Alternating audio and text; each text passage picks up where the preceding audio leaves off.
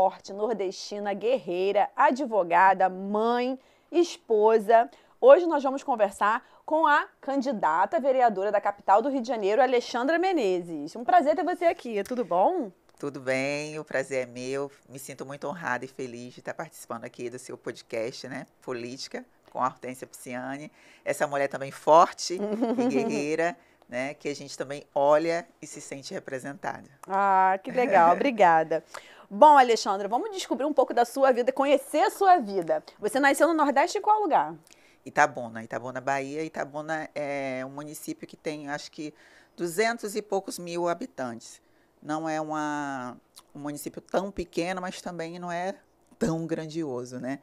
Como o Rio de Janeiro. É perto da capital, não? Não é perto. Acho que 400 quilômetros de Salvador. Entendi. Umas 4 horas, assim, mais ou menos? 3 horas? Umas 6 horas. De carro? Nossa, De tudo carro. isso? É. Bastante longe. Então, é 6. interior mesmo, interiorzão. É sul da Bahia. Entendi. A terra do cacau. Ah, é? Ah, legal. A minha família é nordestina, mas é da Paraíba. Eu sou carioca, mas a minha mãe e meu pai são nordestinos. Meu pai já é falecido.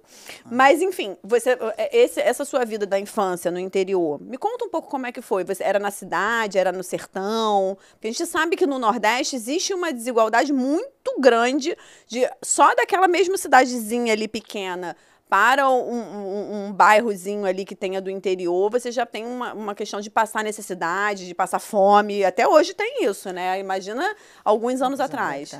Então, na época, né, meu avô trabalhava na roça, eu nasci na roça.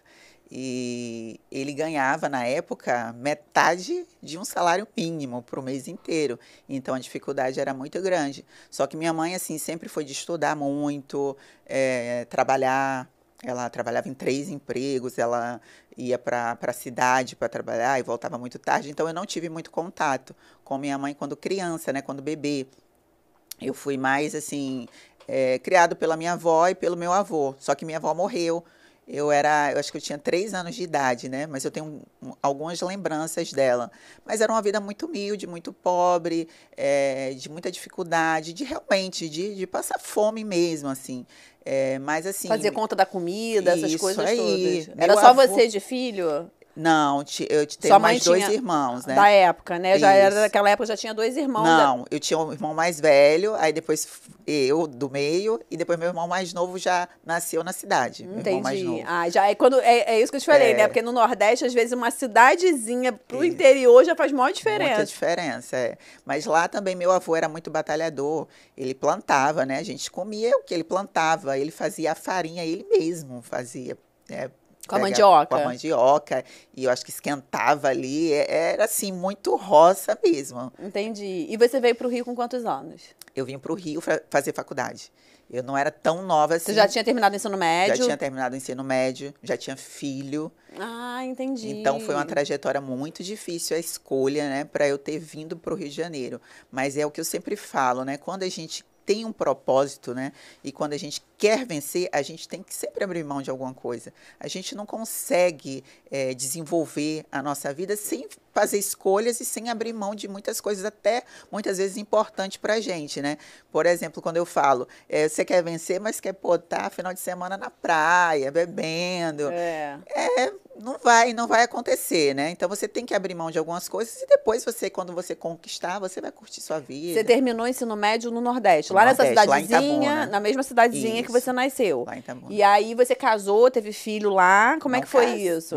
Eu casei com 16 anos de idade, mas não tive filho, né? Com essa pessoa que eu casei. Na época que eu casei lá, era muito comum, né, a menina casar muito cedo.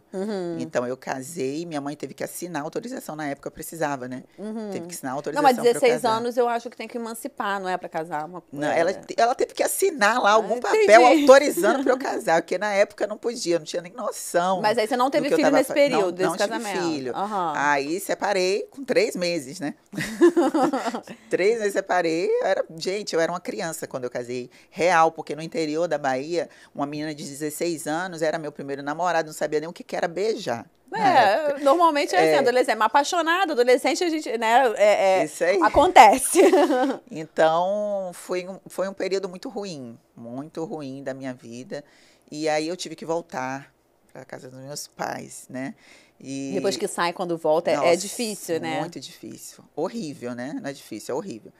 Porque você já vem de um casamento, você já Tem vem... um costume, já construiu a sua casa, a sua geladeira, tudo seu ali, de repente você vai e volta, e você tem que se adequar de novo aos Isso aí. gostos ali E do eu outro. ainda estava estudando nessa época, né? Eu estudava ainda. E aí depois eu engravidei de um menino da escola. Ah, e aí namorando. Namorando. Isso já no ensino médio, né? Pela idade já Isso. estava ali no ensino Já médio. terminando já o ensino Entendi. médio. E aí a gente aí foi morar junto depois Entendi. disso, mas não casamos, né? Mas aí me separei nesse período e meu filho, graças É o a Luiz Deus, Gustavo. Luiz Gustavo nasceu. Só que engraçado, foi meio que planejado. Ele tem quantos anos, seu filho? Meu filho hoje tem 22 anos. Mas foi um negócio louco, planejado, tá? Uhum. 2 adolescentes, não, vamos ter um filho. Gente, como é que a gente... Eu nem trabalhava na época. Como é que a gente vai ter um filho? Ah, foi planejado Foi. a gravidez? Você estava namorando, e falei, vocês vamos estavam ter um apaixonados filho. e queriam ter o filho. Vamos ter um filho. Não tinha emprego, Não tinha emprego, nem ele também. Não tinha nada. Vamos ter um Que filho. loucura. Tanto é que quando eu engravidei, eu fui tinha um posto de saúde lá, né, perto da minha casa. Aí eu falei com o médico, né, que eu queria fazer meu pré-natal. Aí ele, mas você já fez o teste de gravidez? Você nem sabia se estava grávida ainda. Eu sabia, eu tinha convicção. Mas não tinha feito o mas teste. Não tinha feito teste, fui lá já para fazer o pré-natal. Aí eu falei com ele, né? Essa aí tem convicção, essa aí é... Aí eu falei, não, mas eu falei, não precisa de teste, não, eu sei que eu tô grávida. Ele, mas como? Aí ficou rindo, como que tu sabe que tá grávida? Eu falei, ué, como que sabe que tá grávida? Eu sei que eu tô grávida. Falei, minha menstruação também já atrasou. Então, ele, mas isso não quer dizer gravidez, menstruação atrasada. Eu falei, eu sei, doutor, mas eu tô grávida. Aí ele, então vamos fazer o teste? Aí eu falei, só porque o senhor quer, mas eu sei que eu tô grávida. Aí fez o teste, positivo. Aí ele, você é danada, você falou que tá grávida, você tá grávida mesmo. Me conta como é que foi a recepção da notícia da gravidez da sua família, porque você não era casada, você morava ainda na casa dos seus pais, e você engravidou com um namorado planejado, não foi um encontro de uma noite e tal. Mas como é que a sua família recebeu essa notícia? Mas assim, minha mãe não aceitava o namoro, nem meu padrasto. Eles não gostavam do namorado? Não aceitavam, me expulsaram de casa, né? E aí você foi morar com ele? Aí morei com ele. Mas ele assumiu a criança? Assumiu, tudo direitinho. Mas assim, depois com o passar do tempo, né, a gente também separou. Foi um momento também difícil, né, porque meu filho também era muito apegado a ele. E aí foi quando voltei para casa dos meus pais de novo. E aí eu falei, cara, eu vou voltar pelo meu filho para ele ter um lugar para ficar. Mas assim, aqui não é o meu lugar. Sempre pensei que não era meu lugar ali. E aí eu estudei, fiz o Enem, ele era muito novo, né? Aí fui fazer um cursinho. Isso lá? Isso lá. E fiz o Enem. Aí quando eu fiz o Enem, tinha o programa ProUni, né? Que dava bolsa gratuita pra gente fazer faculdade. Quem sempre estudou em colégio público, quem não tinha uma boa renda. Acho que o ProUni era o que pagava e você depois tinha que Não, pagar de volta? Não, esse era o FIES. Esse era o FIES. O ProUni é gratuitamente. Você fazia a tua faculdade numa faculdade Então, mas aí particular. esse é pelo Enem, né? Esse Você tinha que pelo passar no Enem. Isso. Aí, dependendo da sua nota, você ganhava ou não a bolsa. Aí eu lembro que eu fiz o Enem lá. Estudei pra caramba, que eu falei, cara, você sempre foi estudiosa? Não. Ou você passou a ser estudiosa quando você viu, cara, se eu não estudar, não vou ser ninguém na vida? Isso já mais velha. Mais velha. Eu não era estudiosa. E, pelo contrário, eu odiava. Aí, só que quando eu tive um filho, acho que o filho, a maternidade muda muito Amadurece muito. Porque eu falei, cara, eu tenho uma pessoa que eu tenho que cuidar e eu tenho que prover, né? Porque eu era pai e mãe. Eu cheguei e também dá exemplo, né? Eu tenho um filho aí. de 7 anos e meio também, né? 7 anos e pouco, acabou de fazer 7 anos. E é isso, você quer dar o exemplo, você quer mostrar força, você quer mostrar que a vida dá pra conseguir. E eu queria dar o mundo pra ele. Eu falei, tudo que eu não tive, eu quero pro meu filho. Aí eu fui estudar, me dediquei mesmo, assim. Falei, vou passar nesse Enem, é questão de honra.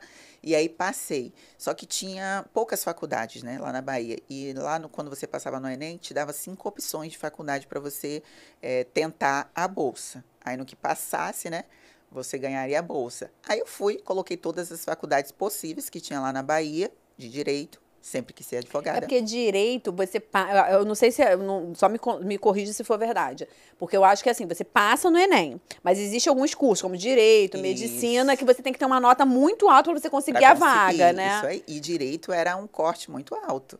na época, né? Direito e medicina. Eram os cortes mais altos que tinha para poder ganhar uma bolsa. E aí eu botei nas 4 faculdades principais lá da Bahia. Eu falei, gente, agora aonde que eu vou colocar isso? Aí coloquei Rio de Janeiro, campus, Barro World, Recreio. Não sabia nem o que que era Rio de Janeiro, nem Recreio, nem Barro Você World, tinha nada. 5 opções. 5 opções. Aí Coloquei você as 4 na colocou Bahia. 4 na Bahia e uma no Rio, E foi uma isso? no Rio, a última, a quinta opção. Tipo, não via mais na Bahia. Eu falei, vou botar no Rio de Janeiro. Por botar, nunca imaginando que ia passar aqui, né? Que ia ganhar a bolsa. Fui dormir. Sonhei que eu tinha passado para o Rio de Janeiro. Aí, Gente, eu tô toda arrepiada. sério, Juro, aqui, ó. sério, por Juro. Deus. Aí eu acordei e falei com minha mãe. Eu falei assim, eu sonhei que eu ia passar, ganhar a bolsa para o Rio de Janeiro. Aí, obviamente, minha mãe falou, tá louca, né? Aí, quando foi no dia que eu fui, saiu o resultado, né? Aí tinha que ir pra Lan House pra ver o resultado, que antigamente não era essa facilidade de internet, computador em casa, não tinha isso. Não, e tem muita gente que ainda não tem, né? Tem muita gente que não tem computador, que precisa até hoje ir pra Lan House, né? Porque, assim, Isso melhorou, aí, mas ainda tem muito o que alcançar. Porque hoje tem celular, né? Todo mundo tem celular e dá pra você acessar muita coisa do celular. E antigamente não tinha, fui saber o que era celular aqui no Rio de Janeiro. Aí eu fui pra Lan House ver. Cara, e foi exatamente o sonho. Eu em frente ao computador vendo o resultado que eu tinha. Aí passei pro Rio de Janeiro. Cara, eu falei, caraca. Engraçado, porque as pessoas, né, o senso comum entende assim, porque o Nordeste é menos concorrido, vou concorrer. Tem muita gente que faz concurso assim. Isso aí. Vou fazer concurso pro Nordeste porque é menos concorrido. Você fez o contrário. Isso. Você botou pro Rio de Janeiro, que é muito mais concorrido, e passou. E passei. É uma coisa do destino. Você tinha Isso que aí, evitar tinha aqui que nesse vir. momento. Porque eu sempre pedi a Deus, sempre tive fé. Eu falei, cara, isso aqui não é o meu lugar, eu não quero ficar aqui. Se eu ficar aqui, eu não vou crescer. Eu sempre pensei isso. Esse não é o meu lugar. Botei isso na minha cabeça e falei, tenho que. Aí, quando eu passei para o Rio, eu falei, vou para o Rio de Janeiro. Como? Eu vou para o Rio de Janeiro sem conhecer ninguém, sem conhecer nada, sem trabalho. E com o filho? E com o filho. Tinha quantos anos seu filho nessa época? Meu filho, na época, tinha 5 anos. Caramba. E você veio sozinha com ele? Olha ainda a história, né?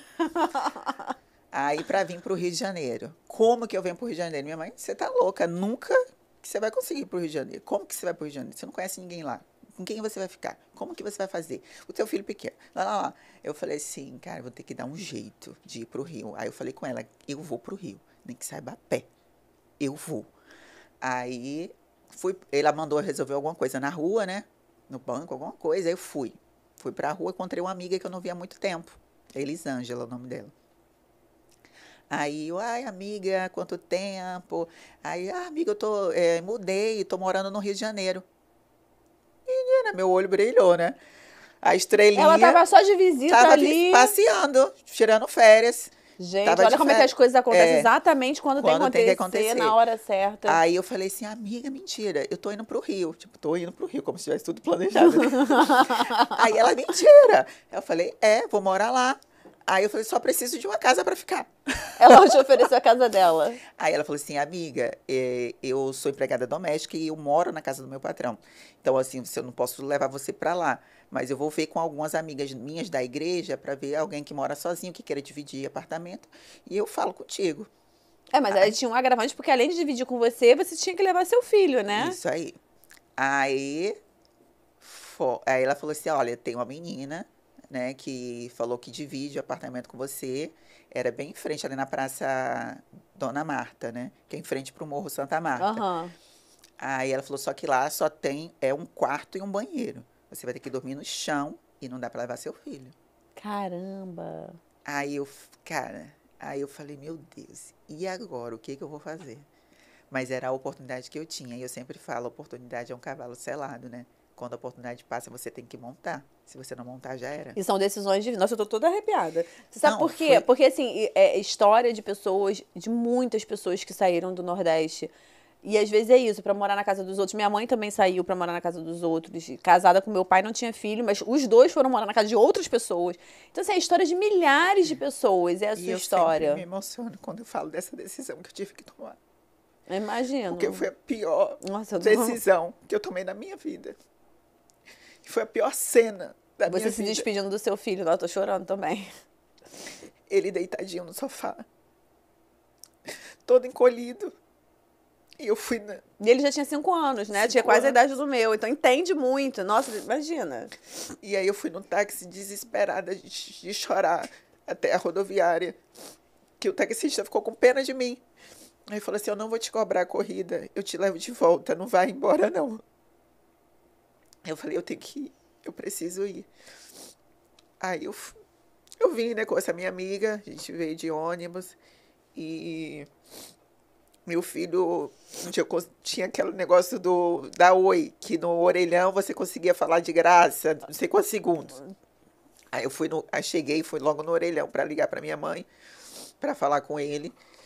E aí no dia seguinte, né, minha mãe falou que ele teve um sonho, que Jesus chegava para ele e falava com ele que era necessário eu ter vindo. Olha, meu Deus, que lindo. Como que ele ia ter esse discernimento de falar que era necessário? Eu achei muito assim, foi de Deus, entendeu? E eu me senti tão confortada, mas muita saudade ainda, né? Eu falei, eu vou preparar. Eu falei assim, eu vou preparar aqui um lugar para ele ficar, para ele vir logo. E Nossa, vai ser um problema esse podcast. As duas mães chorando, eu pensando no meu filho, ela pensando no dela. Vai dar certo. Conta. E aí, depois que eu terminei meu primeiro período, eu consegui um estágio no Tribunal de Justiça. E aí tinha um dinheirinho, mais nada que pudesse. Mas é uma experiência, né? Eu estagiei na Defensoria Pública também, é isso. É um valor bem, bem baixo, mas assim, a experiência que você adquire vale super a pena, né? E aí eu fui e falei que eu ia morar em outro lugar, porque também eu não tinha noção da distância que era de Botafogo para o Recreio. Era uma luta para ir, né, para a faculdade. E aí eu falei, eu vou tentar ver Era um no lugar. Bar World, a faculdade? Bar World, no Recreio. Qual era a faculdade? Estácio. Ah, tinha medicina lá. Ainda tem? É, Porque eu acho que direito. é direito, é. Direito. Entendi. Aí tinha direito lá? Tinha. Já tinha? Porque tinha. hoje tem. Mas era totalmente diferente, né? O Recreio não tinha nada na época. Não tinha nada, nada, nada. Era matagal para tudo quanto é lado. Aquela Salvador, além de aí, não tinha prédio nenhum, não tinha nada.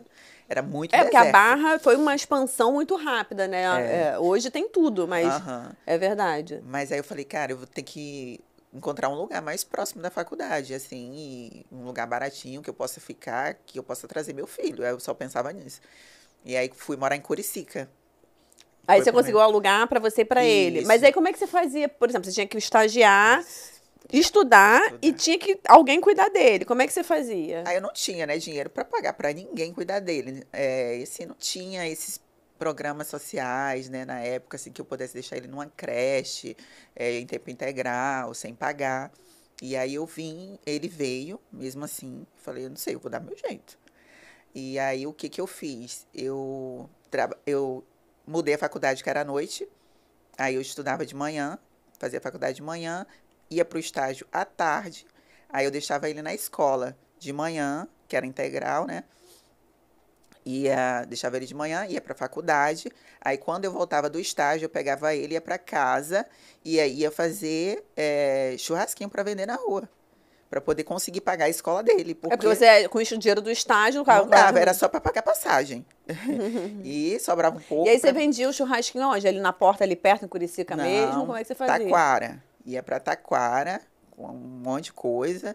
E meu filho lembra disso até hoje, que ele ia comigo. Você conseguiu um ponto, assim, você fez amizade com alguém, conseguiu um ponto para vender o churrasquinho? Em frente ao amigão. Ao amigão lá da Taquara, né? E aí fiquei lá, era próximo a um ponto de ônibus, tinha muito movimento, aí eu vendia refrigerante, água e churrasquinho. E aí meu filho ficava lá comigo, né? Eu tenho que ficar brincando lá e assim eu consegui pagar a escola dele. Até depois também eu consegui passar num concurso para a Defensoria Pública, mas estágio, porém a bolsa era maior. Porque como era concurso, a bolsa era maior. E aí já dava... Eu não sabia que tinha. Eu sei que tem o residente. Isso. Que tem o residente, mas ele já tem que ser formado. Esse que você passou era um concurso de estágio? De estágio. Eu não sabia. Eu acho que hoje não tem mais. No período da faculdade. Tanto eu comecei a estagiar lá na Defensoria, mas comecei a estagiar sem o concurso. E aí abriu o concurso para estágio. Entendi. Aí meu defensor, muito maravilhoso, né, também sempre... Te incentivou a estudar para passar nesse concurso. Ele me chamava de Baiana. Baiana, faz esse concurso, que aí você vai ganhar um pouquinho a mais, não sei o quê. Aí eu fiz o concurso. Das 3 meninas lá, tinha 4 meninas na defensoria. Todas nós fizemos. E eu fui a única que passei. E mesmo estudando, trabalhando, menina, como é que você conseguia ter tempo pra estudar? É difícil. Difícil, muito difícil. Agora, esse período que você veio, seu filho ficou lá, quanto tempo que levou para você conseguir trazê-lo? 6 meses, só foi meu primeiro período de faculdade. Então graças a Deus você conseguiu. Você deve ter ficado os 6 meses mais difíceis da sua vida. Da minha vida. Mas também eu só estudava. Nesses 6 meses, só estudava, estágio. E aí, quando ele veio, eu tive que me dar o jeito também para poder ter algum dinheiro para pagar o colégio dele, né? Uhum.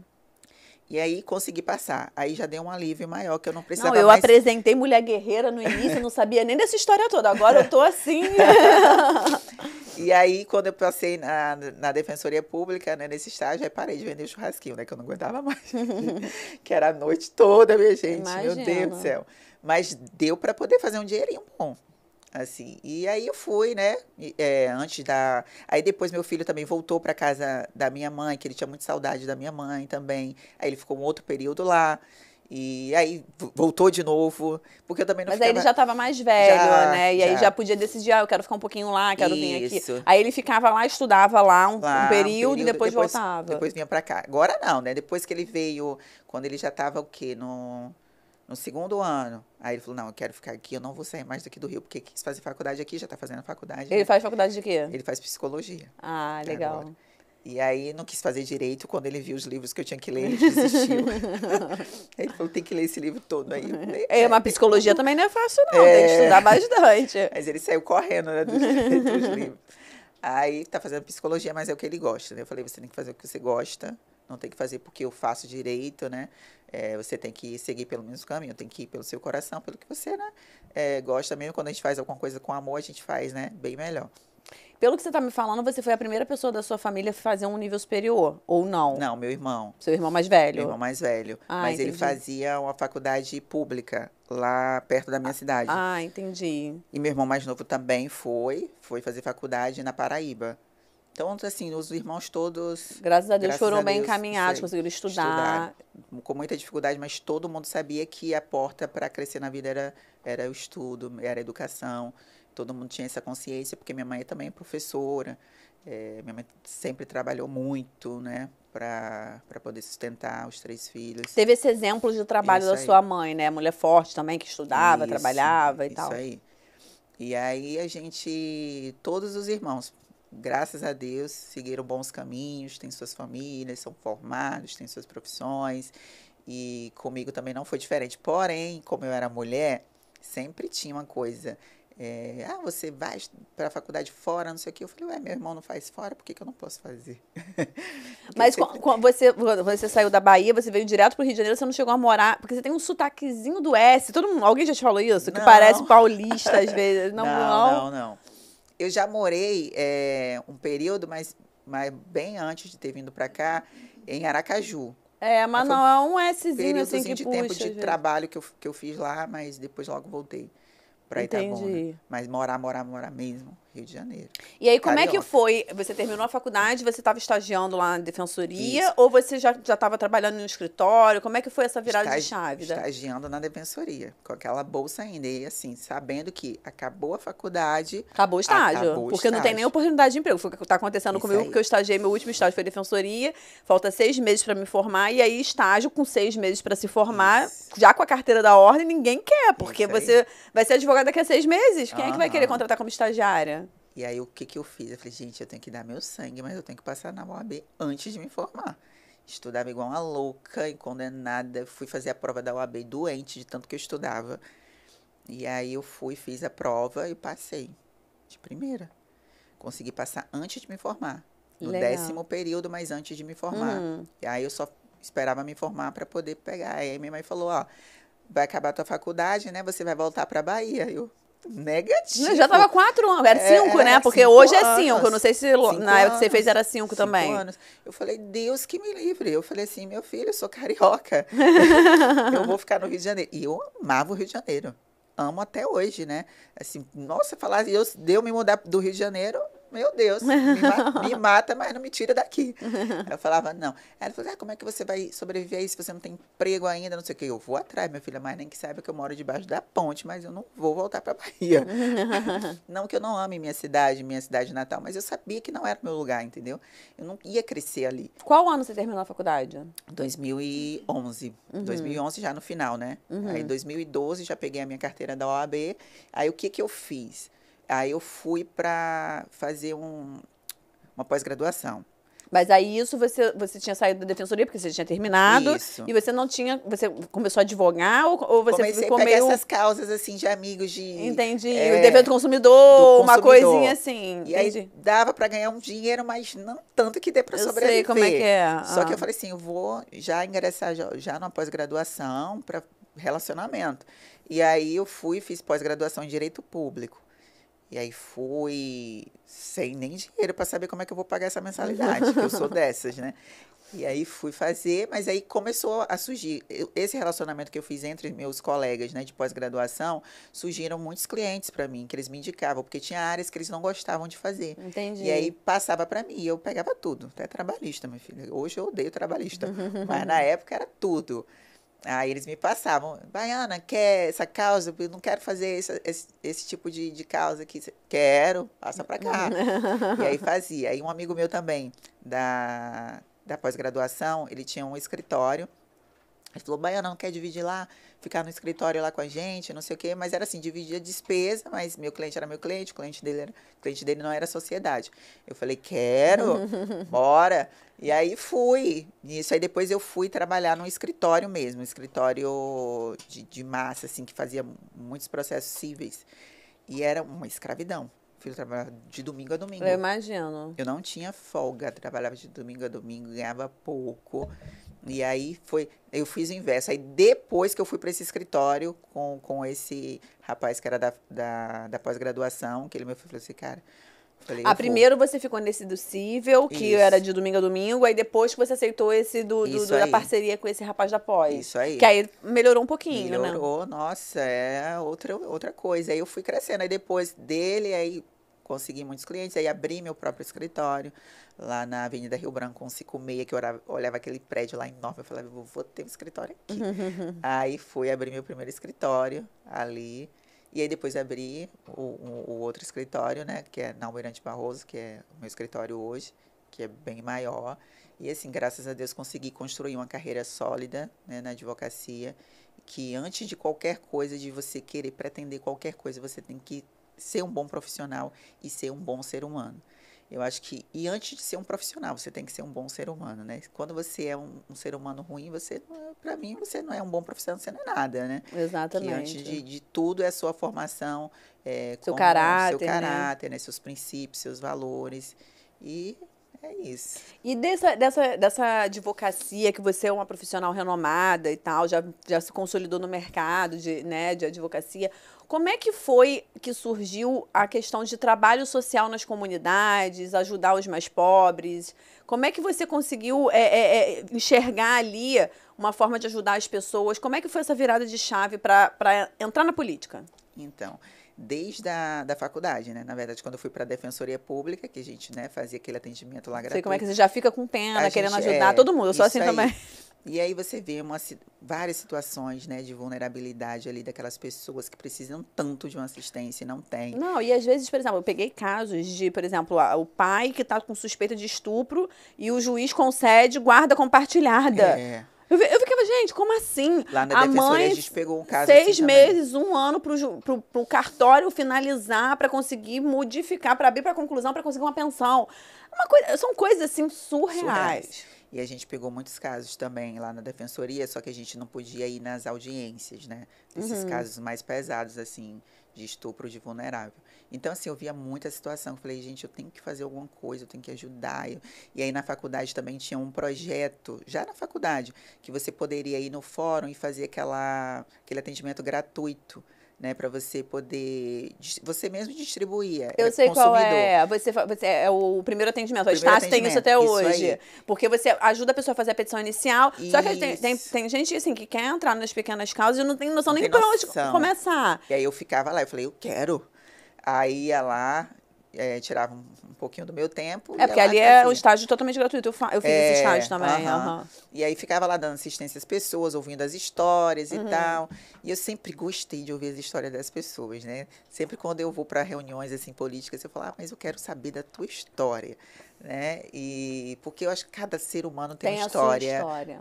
E são histórias, cada uma mais emocionantes, Isso mais cativantes, mais. também, exatamente. De muita luta também, às vezes. E aí eu ouvi as histórias das pessoas, né? Aí eu sempre fui engajada, assim, em querer fazer alguma coisa para ajudar as pessoas, né? Porque também eu vim de muito do nada, né? Eu falei, essas pessoas precisam ter oportunidade também. Eu gostava muito de falar que elas tinham que estudar, contar minha experiência também. Aí depois eu fui, depois desses atendimentos, né, gratuitos, também depois que eu me formei, eu fiz vários atendimentos, assim, gratuitos para as pessoas que precisavam. E aí eu ingressei também no projeto, né, do AfroReg, que é o projeto Segunda Chance, do qual eu faço parte, né, até hoje. Foi o primeiro projeto, assim, oficial grande, assim, que você se envolveu, porque antes você ajudava avulso porque você gostava. Ajudava como pessoa física, né? Entendi. Assim, ajudava as pessoas como eu podia. Dava assistência em projetos já também que existiam, né? Em algumas comunidades. Há um projeto de futebol, a gente não tem nada do município, não tem verba do governo, não tem verba municipal, não tem verba de nada. E aí eu ajudava sempre, isso sempre, né? Dentro da minha profissão. Sempre estava procurando. Mas aí você ajudava financeiramente com, por exemplo, com a verba das suas causas que você ganhava? Isso, Ou você chegou, por exemplo, a ter que ajudar também em casos de, por exemplo, você via que era uma causa que o poder público era obrigado a ajudar aquelas pessoas, você chegou a ingressar em causas? Ingressar em ações, ajudava, assim, de processo era muito, assim, que eu ajudava, né? Em pessoas da comunidade. Tanto é que, às vezes, eu ando, né, nas comunidades, tem gente que vem falar comigo que... Pô, às vezes eu nem lembro que eu tinha ajudado lá atrás, nem lembro. Aí a pessoa fala, doutora, lembra que você me ajudou lá naquele processo, não sei o que e tal. Eu fico feliz, né, assim, de saber, poxa, eu ajudei algumas pessoas, mas não é o suficiente. Entendeu? Eu sempre pensei isso, não é o suficiente eu, tendo minha profissão, poder ajudar com algum valor, algum projeto social. Não era isso ainda que eu queria. E isso foi me incomodando. Aí eu falei, cara, de que forma que eu posso ajudar essas pessoas de uma forma mais ampla, que cause impacto mesmo na vida das pessoas, que transformem realmente a vida das pessoas? Eu falei, na política. Aí, por isso que eu falei, cara, eu vou ingressar na política de alguma forma. Só que eu sou daquele jeito, né? Que eu corro atrás, meu filho. Não boto um negócio na cabeça, aí vou e corro atrás. E aí eu fui na eleição passada, correr atrás de partido, né? Cheia de ideias, de projetos, de sonhos, mas não é difícil. Você quer ajudar todo mundo, quer fazer, quer implantar, mas o negócio é difícil. Mas não era tão fácil assim, né? Eu costumo dizer para os meus entrevistados, eu entrevistei candidatos, né, do estado todo, eu falo, é difícil entrar, mas depois que entra é mais difícil ainda, porque, né, é sempre difícil. Mas a gente não pode desistir. Foram muitas portas fechadas na minha cara, minha filha. Muitas portas. E aí, enfim, aí entrei num partido, concorri na eleição passada para deputada federal, mas sem experiência de campanha, de política, mas assim... Nossa, a primeira campanha já vim deputada federal. Meu Deus. E assim, louca. Porque deputada federal você trabalha nos 92 municípios, né? E eu tive votação e eu acho que 63 municípios que eu nunca nem pisei. Gente, mas assim, você fez dobradinha com pessoas desses municípios? Dobrada só de São Gonçalo, só. E eu tive... Mas divulgando o seu trabalho, esses votos desses municípios, você fez divulgação de trabalho? Acho que só em rede social e pessoas que eu conhecia que pedia voto para você. Que pedia voto nesses lugares, por exemplo, o Gilmar Branco, que é muito conhecido nos interiores, né? Que é meu tio do coração, que é tio do meu esposo também, é meu tio. E ele é muito conhecido, né? Que ele ele conhece gente no estado todo. Aí divulgava na rede social dele, era a rede social. E aí, eu também divulgava muito na rede social, né? Eu acho que tinha uma visibilidade, assim. Quantos votos você teve? 3.263. A primeira eleição para deputada federal e 92 municípios. Bastante voto. Muita coisa. Na capital, você sabe quanto teve, não? 2.300 e alguma coisa. Bastante voto. 2.000 foi a concentração mais aqui. E concentração maior foi na Zona Norte, que na região ali, Manguinhos, Mandela, Jacarezinho, eu tive 1.200 e poucos votos. Entendi. Só naquela parte ali, naquela região. Então, assim, a política para mim, aí quando muita gente me pergunta isso, não é uma profissão eu já tenho. A política para mim é uma missão mesmo de vida que eu É tenho. vontade de ajudar as Isso pessoas. aí. E eu falo assim, não é ajudar as pessoas, é entregar às pessoas o que ela tem de direito. Que muitas vezes as pessoas confundem quando um político vai na rua delas e asfalta a rua e fica grato porque aquele político asfaltou a rua. Gente, Exatamente. ele É o está, mínimo do que tem que ser feito. ele está fazendo mais do que a E sabe o que obrigação eu dele. tenho escutado muito por aí? Quando eu falo que eu sou candidata também, Aham. porque as pessoas falam assim, não, mas tem um vereador que foi lá na minha rua, semana passada asfaltou tudo com o Eduardo Paes. É, Aí eu falo, gente, mas o mínimo, o prefeito é obrigado a fazer isso, não é no ano de eleição, não. pois é, nas Porque aí na vésperas. véspera da eleição, você vai andar nas praças públicas, as crianças não têm onde brincar os 4 anos. Isso aí. Você tá entendendo? Aí quando falta 6 meses pra eleição, ele vai lá cortar grama, conserta os Isso. parquinhos, e as pessoas já esquecem os 3 anos e meio. É Passaram. impressionante. Impressionante. Eu também falo. Falei, gente, não é favor. Eles estão tá dando o que é de direito seu. Aí eu costumo brincar. Eu falei assim: você agradece lá a máquina do banco lá quando te dá seu próprio dinheiro? Você falou: ó, muito obrigada por você estar me dando meu próprio dinheiro, tá? Gratidão. Não, ele está te dando o que é direito seu. É o teu próprio direito que está ali. Ele não está fazendo favor para você, ele não está fazendo a obrigação. Ele é o gestor, o prefeito é o gestor do teu dinheiro, o dinheiro é seu. E o vereador ele tem que fiscalizar para que Fiscalizar seja essa feito gestão. o que a população precisa que seja feito. Isso Não aí. o que está na cabeça dele. Ah, tá na minha cabeça que eu vou fazer isso. Não é assim que funciona, é. você tá entendendo? A população tem necessidades e o vereador tá aqui para isso, né? Enquanto as pessoas não criarem essa consciência de que a rua é minha, o poste é meu, o asfalto é meu, a praça é meu, e ali está sendo construído alguma coisa, é com o meu dinheiro, a política vai ser do favor. É do toma lá da cá. Então, assim, a gente tem tentado, né? Conscientizar levar as essa pessoas, conscientização às é. pessoas.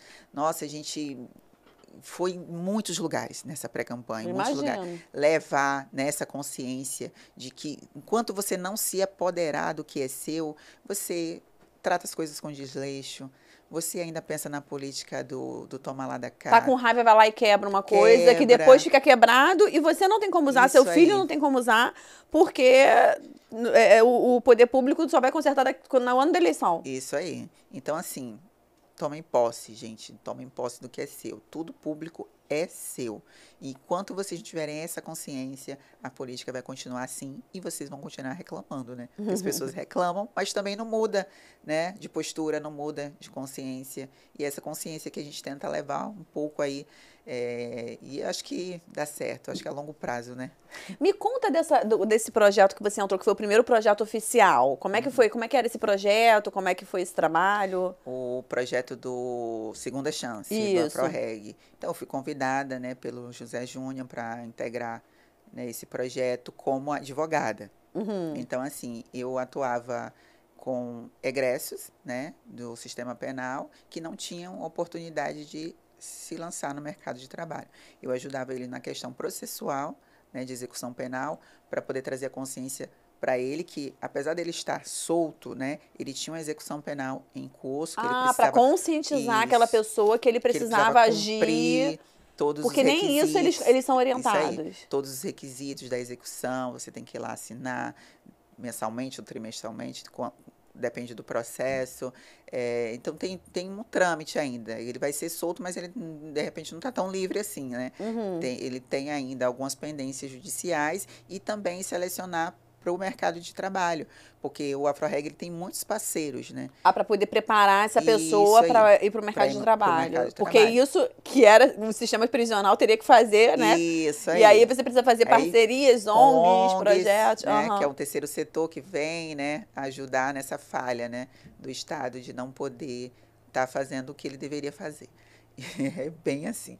E aí a gente conseguia, né, inserir, né, essas pessoas, né, esses egressos no mercado de trabalho e foi resgatado muita gente mesmo, assim, muita gente que quer mudar de vida. Eu sei. E não tem oportunidade. Muita gente, você acha que não, tudo bandido, que vai, não sei o quê. Mas quando você dá a oportunidade, porque eu vi, eu posso falar porque eu vi, e conseguiram avançar, deslanchar na vida e não quiseram saber mais dessa vida do crime, porque tiveram oportunidade. Eu entrevistei aqui o Eduardo Caon, que ele foi coordenador de educação do Degase. E ele também, a entrevista com ele foi bem, assim, emocionante, porque ele falava assim, ele falou assim, menor infrator já nasce bandido?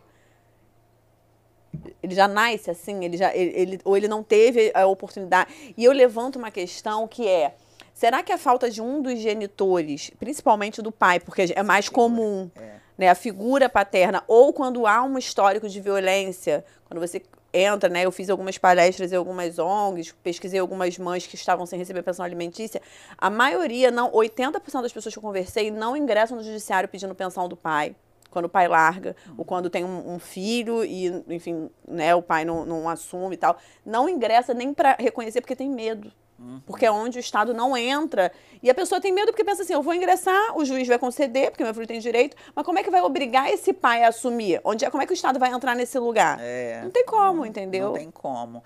Assim, eu vejo que é um conjunto, né, de fatores. Eu, depois também na minha faculdade de Direito, eu estudo muito filosofia. E assim, eu vejo que não é só questão também da falta de oportunidade, né? Porque tem pessoas que não têm oportunidade que vai atrás. Eu acho que é uma questão de consciência também, de você desenvolver uma consciência, de você ser predisposta também a buscar o seu lugar, né? Ao sol, E que lutar. tem chance, porque Isso às aí. vezes é essa consciência, tipo assim, eu nem vou, porque se fulano tem tudo isso e não consegue, porque às vezes dentro da comunidade, você tem pessoas de diversos níveis sociais Isso aí. ali, né? Aham. E tem gente que tem pessoas que têm uma situação financeira muito boa, né? E Isso aí. estuda em escola particular e tal. E tem pessoas que não tem Tem nada, não tem um pai, não tem a Aham. mãe tem que trabalhar o dia inteiro. Enfim, tem toda uma questão E ali. eu acho que para a grande massa, a questão da oportunidade faz muita diferença, sim. Mas tem pessoas que, por mais oportunidade que você dê àquela pessoa, ela não vai avançar.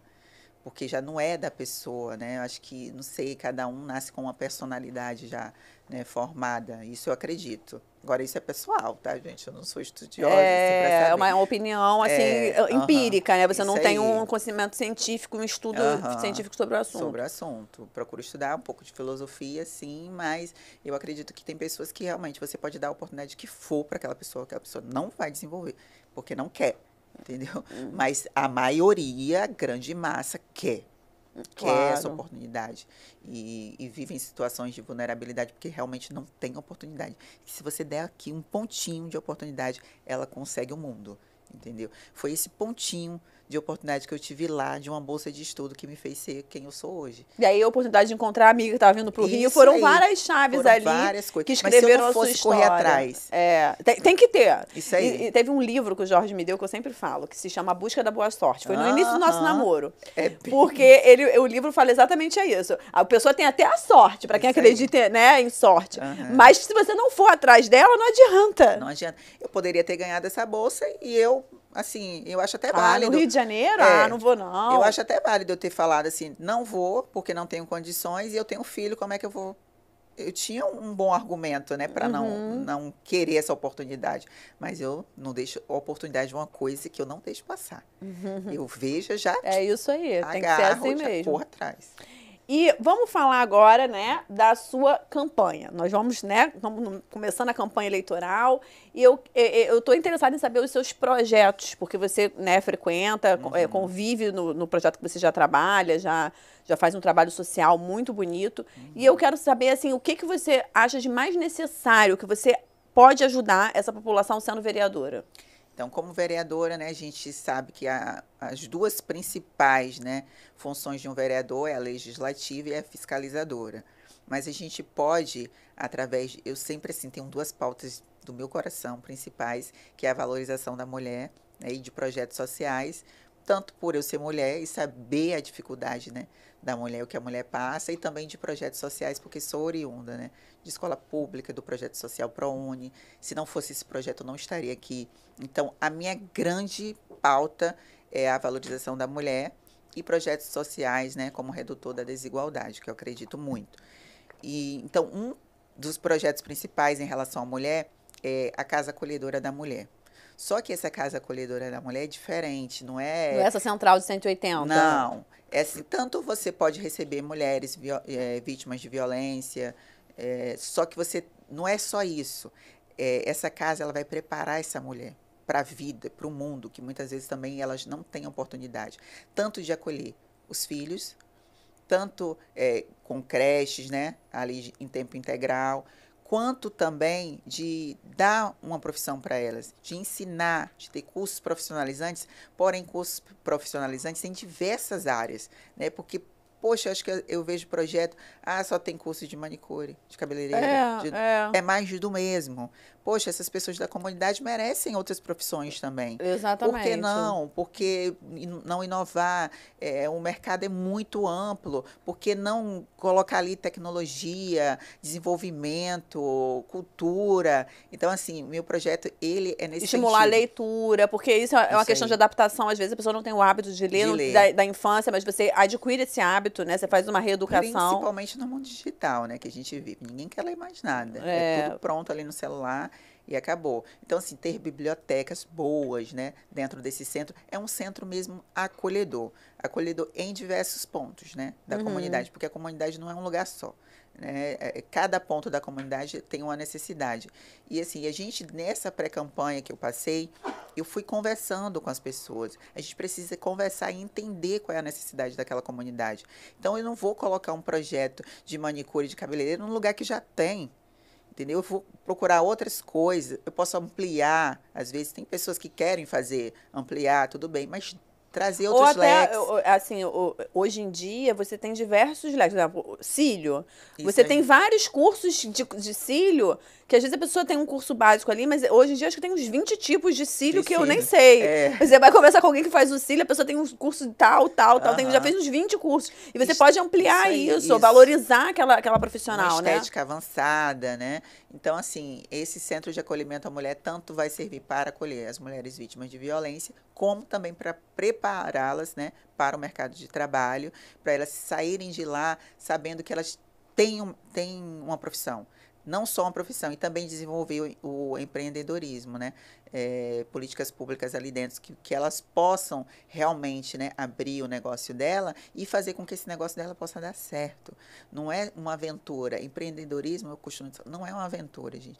É estudo, é técnica, é trabalho, é desenvolvimento, é você desenvolver um projeto, né? Então, assim, é isso que a gente quer criar, esse grande centro, né, para as mulheres. Isso é só para as mulheres, tá? Homens não se sintam desvalorizados, mas quando a gente valoriza a mulher... Foram centenas de anos que as mulheres tinham os piores cargos. Isso aí. Até hoje, né? Historicamente, não tem como você dizer que existe uma igualdade. Isso aí. Não tem como você dizer. Mas eu falo assim sempre, né, com os homens, quando eu valorizo a mulher, eu estou valorizando você também, porque eu valorizo a sua mãe, né? Que te gerou, que te cria. E os futuros homens da sociedade, né? Porque quem cria normalmente é a mulher, né? Isso aí, quem cria os homens. A minoria, sabemos que os homens ajudam. Isso. Mas se você for pesquisar o histórico de pais solos e mães solos, eu não tenho estatística, aí, mas a maioria... grande maioria esmagadora, exatamente. Né? Então, assim, o meu principal projeto é esse. E o outro principal projeto, que é de onde eu venho, de projetos sociais, né? Só que tem um projeto social referente à educação, porque eu acredito muito na educação como, assim, é algo que transforma realmente a vida das pessoas. Porque aconteceu com você, né? Com a sua mãe, com a sua família. E eu vejo modelos de escola, né, de creches, que não é um modelo, eu acho que a gente deveria ter, porque a sociedade ela evolui tanto, né? E as escolas e as creches permanecem as mesmas, né? Com aquele perfil até que você olha, às vezes parece até um presídio, que você fica ali dentro enfurnado. Então, não é isso que eu quero implementar, né, dentro das comunidades, casas também acolhedoras. Agora, casas de pessoas mesmo ali conhecidas da comunidade, pessoas que, por exemplo, a Dona Maria, né, que tem ali, todo mundo gosta da Dona Maria, é respeitada, porque tem muito disso, né, dentro da comunidade. Tem figuras respeitadas dentro da comunidade. Então, a Casa da Dona Maria, ela vai receber, né, um subsídio do município, o município vai lá, vai olhar para a casa dela, vai ver se ali tem condições realmente de ser um espaço, né? Esse espaço, né, da casa acolhedora, vai reformar no que for necessário para poder esse projeto, né, seguir. E dentro desse projeto, os alunos vão ter o quê? Reforço escolar. Aí vai para a escola normal, e aí o contraturno seria a casa acolhedora. A acolhedora, que pode ser um reforço escolar, pode ser um lugar recreativo também, de cultura, desenvolvendo também algum esporte. Então, nesse local, as mães vão se sentir, como que eu posso dizer, seguras. Eu tenho duas opiniões para dar, porque são projetos que eu tenho, que eu acho que eu posso opinar, né? Porque se alguém ganhar, alguém coloca em prática. Isso. O primeiro é o seguinte, por exemplo, essa Central da Mulher, eu acho que tinha que estimular a prática de esporte de defesa pessoal para a mulher, tipo jiu-jitsu. A Kira Grace, que tem a escola de jiu-jitsu, ela estimula muito isso nas redes sociais dela. Por quê? Porque a mulher sai cedo, volta tarde do trabalho, tem mais chances de sofrer assédio, estupro, várias coisas, né? E assim, normalmente quem faz esses esportes é o homem. Eu acho que você tendo uma facilidade de abrir turmas para mulher, incentivar, isso é legal. E essa questão da casa acolhedora, eu acho, sinceramente, que escola integral tinha que ser para todas as crianças, né? Mas como não tem como colocar todo mundo, eu priorizaria aquela criança que tem um só dos genitores, porque você só tem um para trabalhar. Pra fazer essa seleção. Exatamente, assim, para começar, mas é uma opinião minha. Pode continuar seus projetos. E aí, nessa casa também acolhedora, ela vai ter o professor, né, o professor do coração ali, família, professor família do coração, para a gente também estar resgatando essa questão também da valorização do professor. Entendi. Que hoje a gente está, os valores estão muito invertidos. Eu lembro que na minha época, meu Deus, o professor era reverenciado, né? Era tido como uma figura assim, nossa, que paterna, né? Uma coisa assim de cuidado. E hoje, mas também a falta de valorização do professor, de ter um plano de carreiras, desestímulo. A pessoa passa num concurso e fica aquele salário o resto da vida, a atualização do salário conforme a Selic ali, e quando né? Então... Isso. E aí essa casa, na verdade, essa casa acolhedora, ela vai fazer o seguinte, ela vai ter esse professor também.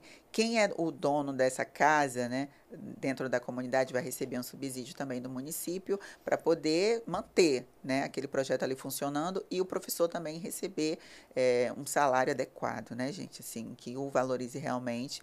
Então, assim, aquela pessoa que tem aquela casa acolhedora, por exemplo, uma mulher, vamos dar espaço para a mulher, tá, gente?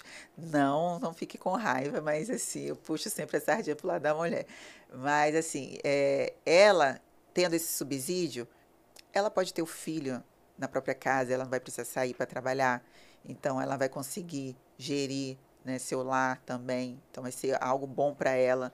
E vai ser algo bom para toda a comunidade, porque vão ter vários pontos dessa casa em várias comunidades, que é a própria casa da pessoa. Entendeu? Isso também vai ser estudado, onde que vai ser, mas assim, vai ser dentro de todos os locais, todos os pontos de comunidade, porque quem mora no alto, muitas vezes, para descer é ruim, quem mora lá embaixo, para subir, também é ruim. Então, em vários pontos, que possa atender todo mundo. Porque, por exemplo, se eu construir uma creche num lugar, não vai atender todo mundo. Não vai conseguir atender todo mundo. Então, esse projeto... Até porque ficar longe, dependendo do tamanho da comunidade, né? Então, assim, esse projeto é para atender realmente a todos. E, assim, podem ter certeza que é o meu compromisso com o cidadão carioca colocar esse projeto em prática. Bom, gente, ó, a Alexandra aí, com um projeto lindo dela. E...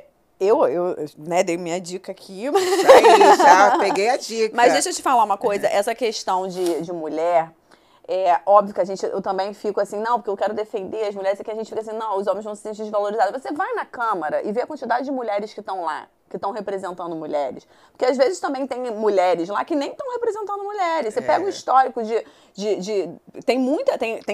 Primeiro que é a minoria, né? Nas câmaras de todo o país, nas câmaras federais, nas municipais, nas estaduais de todo o país é minoria. E segundo, que mesmo ainda sendo minoria, nem todas estão ali em defesa das mulheres. Então ainda tem isso. Porque assim, eu vejo muito esse discurso da mulher da sororidade, né? E esse discurso é um discurso muito hipócrita, eu vejo, porque na prática eu não vejo essa sororidade tão grande assim. Eu tiro como exemplo você. Você é uma pré-candidata, você é uma candidata também agora já, né? Uma candidata. Eu também sou candidata, mas você me convidou para vir no seu podcast. Você não me vê como concorrente. Não, porque eu acho que uma ou outra, ou as duas, ou Isso, quem podem ganhar se vai ajudar. ajudar. Isso aí. É para ajudar a população. Então, mulheres que apoiam mulheres de verdade na prática, não no Exatamente. discurso, né? Porque a gente vê um monte de discurso bonito, mas quando você olha na prática, não é bem assim, né? Então, assim, é essa sororidade que eu acredito, de mulheres, né? Lutando por mulheres, dando oportunidade para outras mulheres também, dando força para outras mulheres. Eu falei do meu projeto, você já falou, olha, vou te dar uma dica também, eu tenho um projeto assim, assim. Então, é isso. É isso que Até tem que ter porque entre não as é mulheres. eu, não é você, é a população que precisa. Que Se a ganha. minha ideia te ajudar, não está Isso te aí. ajudando, está ajudando a população, você está Isso. entendendo? Então, mas é muito difícil você ver muita gente pensar dessa forma, né? Aquela cultura, né? Farinha pouco, meu pirão primeiro. Mas a gente vai desmistificando isso. Tem muitas mulheres, sim, engajadas aí em levantar outras mulheres, em ajudar mulheres. Eu acredito que a política hoje, ela não se sustenta mais sem as mulheres, e as pessoas estão vendo isso, os próprios homens estão vendo Exatamente. isso. E tem uma coisa também, que tem algumas mulheres que usam esse discurso e às vezes é um discurso politiqueiro, né? Isso. E a gente, por exemplo, você é uma mulher que você passou por isso. Você aí. sente a dor Isso de aí. ser discriminada no emprego, de ter passado dificuldade para estudar, de criar um filho sozinha. Assim como eu também fiquei viúva, meu marido estava preso, e aí, enfim, eu fui pro presídio, e aí fiquei sozinha com um filho pequeno, sofri violência patrimonial depois que meu marido morreu. Várias coisas, entendeu? Venho sofrendo algumas coisas também. Sou 33 anos mais nova que ele, então tem já um preconceito da sociedade com isso. Então, assim, a gente tem. Você sofreu na pele e você quer escutar, que eu acho que é o principal aí, é você escutar a população, que é o que você tem feito. Porque, às vezes, é o que eu te falei, às vezes o prefeito vai lá e fala assim, eu vou construir não sei o quê. Não é você sentou e perguntou o que a pessoa está precisando? Porque você está botando da sua cabeça, porque você acha que você vai ter voto ali naquele público, você está entendendo? Mas não é. Assim, a política, ela só se faz com diálogo, né? A boa política, né? Só se faz com diálogo. Então, você querer implementar algo que não é de interesse da população, é só você estar alimentando o seu próprio ego. Você não está ouvindo as pessoas. Você não está parando para saber se aquilo ali vai ter um efeito prático positivo, né? Você fez um estudo, você perguntou, aquilo ali vai ter um efeito prático realmente positivo na vida das pessoas, porque eu acredito em políticas públicas que mudem a vida das pessoas. Não é essa politicagem, como você falou, de nas vésperas das eleições, colocar asfalto, tapar buraco. E aí a população ainda fica assim, não, o vereador está cumprindo tudo que ele prometeu. Com a ajuda do prefeito, vai lá 3 meses antes da eleição, 2 meses. E não se acha participante a população, né, desse processo todo, né? Que é e ainda acha que é um favor. Isso, não, é o meu dinheiro que está ali, eu quero saber, ó, eu estou te dando um cheque em branco, prefeito, para você fazer a gestão do meu dinheiro. Vereador, eu estou te dando um cheque em branco para você fiscalizar o meu dinheiro. Exatamente. Então, tem que o ser voto, assim. gente, não vale 50, 100, 200 reais. O voto, ele é muito valioso, ele é o futuro do seu filho, é o seu futuro. Então, estude o candidato, principalmente o candidato a vereador, quando for eleição de deputado, porque as pessoas, elas dão muito valor a prefeito, governador, presidente. Procura saber quem é essa pessoa primeiro, porque antes de um político vai ter um ser humano ali. Quem é esse ser humano? Esse ser humano tem valores, tem princípios, de onde veio, aonde quer chegar. Exatamente. Aí você já vai eliminar muita coisa daí, se você for procurar saber quem é a pessoa em si. Porque a pessoa que ela não é boa como pessoa, ela não vai ser um bom político. Ela não vai ser bom em nada, entendeu? Então, assim, veja primeiro quem é a pessoa. Aí depois você vê também os projetos, que é muito importante, né? Essa pessoa dentro da política, como que vai ser, qual a pretensão, mas antes de tudo, procura saber quem é. Exatamente isso. Se a pessoa não é boa com o familiar, se ela não é boa com a esposa, com a ex-mulher, ela não vai ser boa com você também. Se você é casado com algum homem que já cometeu violência com alguma ex-mulher, provavelmente vai acontecer com você. Isso aí. Então é a mesma coisa com político, né? Então é isso aí. E a população fica reclamando tanto, insatisfeita, e eu vejo os mesmos políticos se reelegendo. Aí eu não entendo, gente, porque está reclamando. E é como você falou, R$100 seu voto hoje e 4 anos. Você vai viver com R$100 durante 4 anos. Vai gastar no mesmo dia, vai comprar a fralda do seu filho, tudo bem, eu entendo que a pessoa está precisando. Às vezes é um prato de comida, é uma fralda, mas isso vai ser por 4 anos e outra. Essa pessoa você vai dar um poder para essa pessoa que ela vai conseguir se perpetuar no poder. Isso aí. E é um poder que vocês não imaginam. Então tem que ter uma pessoa realmente preparada, qualificada para estar nesse cargo. Tanto de prefeito, né, quanto de vereador. E para vereador, minimamente saber de legislação, né, gente? Porque ser um vereador sem saber nem do principal ofício dele, aí fica um pouco difícil, né? Às vezes não sabe nem o que está fazendo. Temos aqui uma advogada já com mais de 10 anos, quase 15, né? Isso aí. De experiência, sou quase uma, ainda não sou, mas eu tô aqui, tô preparada para aprender. Isso aí, mas está correndo atrás, está procurando saber. Terminando. Isso aí. Então foi um prazer, ó, a gente está com o tempo estourado. Vou pedir, você minha convidada, vou abrir para você deixar a sua mensagem para os seus eleitores aí. Então, meu povo do Rio de Janeiro, que eu já me sinto, né, abraçada, uma carioca, e como vocês, que tá aí nessa luta, gostaria muito de contar com o apoio de vocês, principalmente mulheres da periferia, mulheres da comunidade que têm me acompanhado aí durante essa trajetória toda, se sintam representadas por mim, e no dia da eleição lá, quando vocês vão entregar o poder a um candidato, pense bem, procure saber quem é essa pessoa, vejam os projetos, não se sintam coagidos, né, por promessas ou coagidos também por algum tipo de serviço que você esteja recebendo, porque tudo isso é direito seu. O político nada mais faz do que entregar o seu direito, o que você tem de direito. Então, não venda seu voto, não se corrompa, porque quando a gente coloca, né, políticos corruptos dentro da política, nós, sociedade, também temos a nossa parcela de culpa. Então, seja consciente. E no dia 6 de outubro, vote 10888. Estamos juntos. Obrigada, Alexandra. Foi um prazer ter você aqui. Espero te encontrar na Câmara. Isso aí. Ano que vem. Nós lá. E volte sempre. Por mais mulheres na política. Isso aí. Ano que vem te recebo aqui como vereadora, Alexandra. Isso aí. Você também vereadora. Obrigada.